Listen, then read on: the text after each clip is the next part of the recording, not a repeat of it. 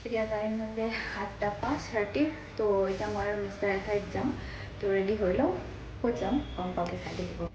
এতিয়া আমি metro' weight কৰি আছিলোঁ আৰু মেট্ৰ'ত উঠি লৈ অকণমানতো নিজক মানে এনেই আৰু চোৱা যায়, মোৰ তেনেকুৱা হয়ে।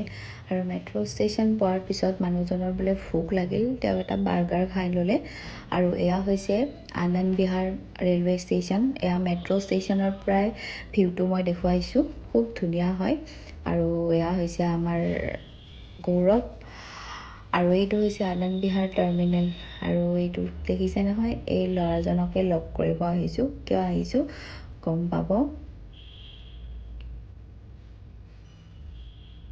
এই ল'ৰাজন হৈছে মোৰ নিজৰ ভাইটিৰ নিচিনা।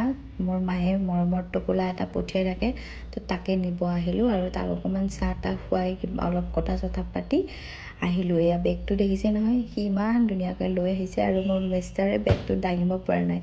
মোৰ মায়ে ইমান আমি এতিয়া ৰুম পালোঁ আৰু ৰুমত আহিয়ে মোৰ ৰখিব ধৈৰ্য নহ'ল। আহি আপোনালোকক দেখুৱাইছোঁ। এয়া হৈছে চাউল, লোকেল কণী, আৰু এয়া জহা চাউল, আৰু অকণমান মায়ে মাছ দি পঠিয়াইছে। এয়া আচলতে বস্তু নহয়, এয়া হৈছে মোৰ মাৰ মন। এতিয়া ফ্ৰেছ হৈ ল'লোঁ। আজিলৈ ইমানে। নেক্সট ভিডিঅ'ত আকৌ